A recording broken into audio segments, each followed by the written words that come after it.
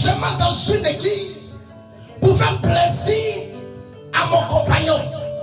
On ne prend pas un engagement dans un ministère pour faire plaisir au pasteur. C'est assez faux. Lorsque tu prends un engagement dans la maison de Dieu, la Bible dit, il a dit 3 témoins qui sont présents en face du feu que tu en as pris. Le premier témoin, il y en a Dieu. Le deuxième témoin, il y en a même les esprits. Le troisième témoin, il y a son serviteur. Et ces 3 témoins correspondent à l'accomplissement de ton souhait dans ta vie. Donc lorsque tu dis à Dieu que lorsque tu me donneras soit un enfant, je viendrai dans ta maison pour accomplir la demande pour laquelle j'ai pris cet engagement. C'est un feu à ne pas négliger. Et qu'est-ce qu'il dit? Il dit, ne permets pas à ta bouche de faire pécher ton âme. Ne permets pas à ta bouche de faire pécher ton cœur. Car Dieu ne t'a pas forcé de prendre de tels engagements. Dieu ne t'a pas forcé de prendre de tels propos. C'est toi-même de façon fidèle et que tu as pris l'engagement de dire, papa, je prends l'initiative de bâtir le temple de Dieu avec mes vases et mesures, de rembourser sa dette. Et regardez quelque chose, quand il finit de rembourser, ce qui me plaît, on appelle bonus. Ça veut dire qu'il donne ce que même tu n'as pas demandé à tes enfants. C'est pourquoi il a dit à Salomon, Salomon a fait un vœu, il dit quoi? Il dit, j'ai suivi les principes et la coutume de ton serviteur, mon père David. Et je suis venu, pourquoi? Pour bâtir le temple qui est à demeure. Et la Bible dit, en dehors de ça, Salomon offre 1000 bœufs, 1000 chèvres, 1000 taureaux à l'Éternel. Et en dehors de ça, toutes les poteaux du temple étaient faites en or. Et la Bible nous dit, le pourquoi Salomon a posé de tels engagements, c'était pour l'intelligence et la sagesse. Mais la Bible nous dit, quand Dieu arrivait, Dieu dit, c'est pas, attends, c'est à cause d'intelligence et sagesse tu prends de tels engagements. Mais moi, je te donne bonus. Je vais même ôter la vie de tes ennemis. Voici le bonus de Dieu. Qui comprend? Mais regardez, ceux qui prennent l'engagement et puis le respectent, regardez ce qui va les arriver. Prends le deuxième. Regardez ce qui va les arriver.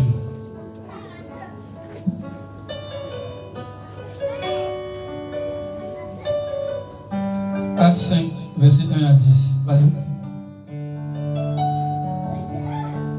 Mais un homme nommé Ananias, avec Saphira sa femme, son épouse, vendit une propriété de les champs et retint une partie du prix. et il retient une partie du prix. Sa femme le sachant, Et sa femme savait, puis il apporta le reste et il envoie la moitié dans la maison de Dieu et le déposa aux pieds des apôtres. et dépose au pied des apôtres. Pierre lui dit, Et l'apôtre Pierre lui dit, Ananias, Ananias l'homme, pourquoi Satan a-t-il rempli ton Satan cœur a-t-il possédé ton cœur au point que tu montes au sein tu des cieux mens à l'homme jusqu'à tu mens à Dieu et que tu aies retenu et que tu aies retenu une moitié de prix du champ? Oui, vas-y. S'il n'avait pas été S'il n'y avait pas été vendu, ne te reste-t-il pas? est-ce que Jésus ne doit ce qui était là? Et après qu'il a été vendu, Et après que tu vends, le prix n'était-il pas à ta était-il disposition? pas à ta disposition?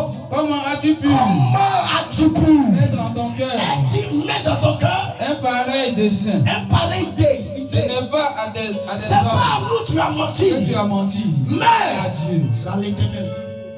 Ananias entendant ces paroles, Comme il a livré le monsieur, Ananias entendait les paroles. tomba et expira. Sur le champ, il tombe, il meurt. Une grande crainte saisit tous les A pris auditeurs. tout le monde. Les jeunes gens Et les jeunes gens s'étant levés, se lèvent et l'enveloppent et l'emportent et l'enseignement. et l'envoient dehors. Environ 3 heures plus tard, Un peu vite. Environ 3 heures l'essentiel. Pierre lui adressa Pierre adresse la prière, la parole maintenant à sa femme. femme. Dis-moi, est-ce à un tel prix que vous avez vendu le la champ? complicité. Pierre demande maintenant à sa femme, est-ce que tu es sûr de toi que ton mari là, ça a ce prix d'argent que vous avez vendu le champ? Regarde ce qu'elle dit. Oui, répondit-elle. Elle ignore ce qui vient de se passer dans une heure de temps.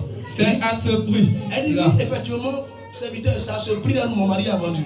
Alors Pierre lui dit, Comment toi aussi, vous êtes-vous accordés vous pouvez vous mettre ensemble pour tenter l'esprit du pour Seigneur? tenter le Saint-Esprit. Voici, Ceux qui ont enseveli ton mari ceux qui ont mis ton mari dans cercueil sont à la porte.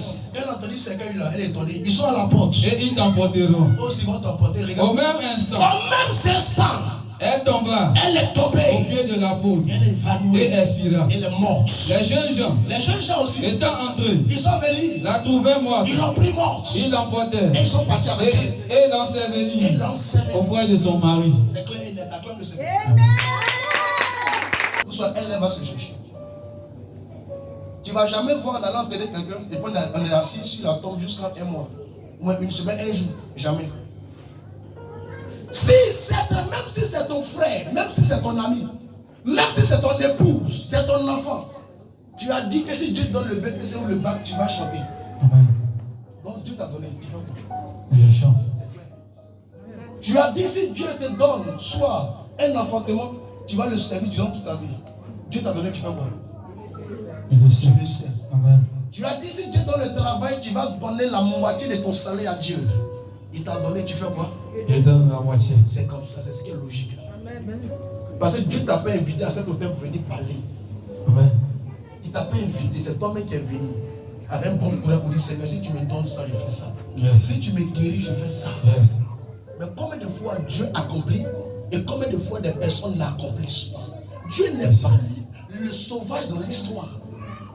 Dieu n'est pas le sauvage dans l'histoire. Mais c'est où on a plus notre intérêt, c'est là-bas où on investit plus notre cœur.